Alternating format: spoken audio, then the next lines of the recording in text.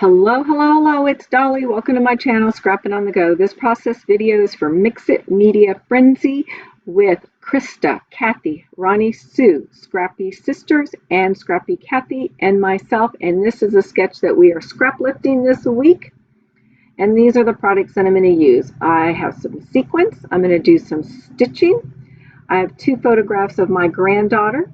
I have some butterfly vellum pieces.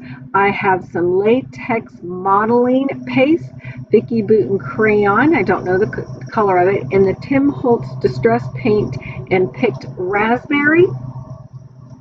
I have a Vicki Boutin stencil, and that 12 by 12 background paper comes from the Vicki Boutin pre-mixed media printed paper. So you get a jump start on your mixed media layout, or at least I am anyway. And I'm sorry that you can hear that lawnmower.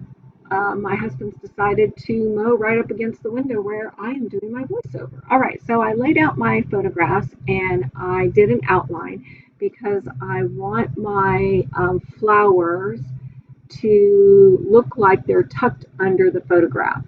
So as you can tell, that modeling paste is really thick. But when you add the paint and work it and keep working it, it smooths out. It's still very thick, which gives you more dimension on your layout, which is what I wanted. I wanted a little bit deeper pink, so this is where I rub the Vicki Boutin crayon and I add just a little squirt of water and I get that mixed up, and then I mix it in with my modeling paste. And then I'm happy. I decide that is the perfect color. So I'm going to squish that or rub that modeling paste. It's not really squishing it, it's rubbing it in, pushing it through the stencil design.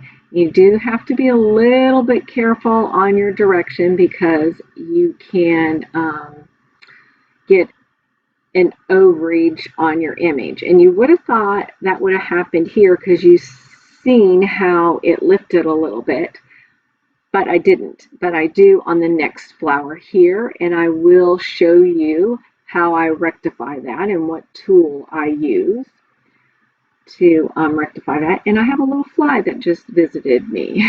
I didn't even realize that was in my video. All right, why am ahead of myself here just a second. I just want to remind everybody I will have all the ladies' links to their channel listed below, so please be sure to go check them out.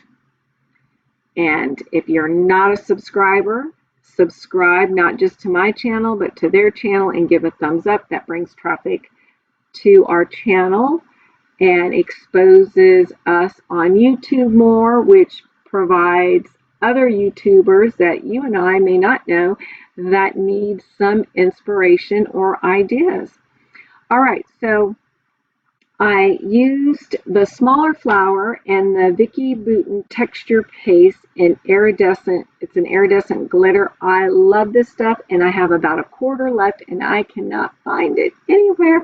So if any of you know where I can pick up another bottle of that, leave a comment below because I desperately love that iridescent glitter texture paste. You can mix this with other paint products. You can mix it in with your modeling paste. This turned out fabulous.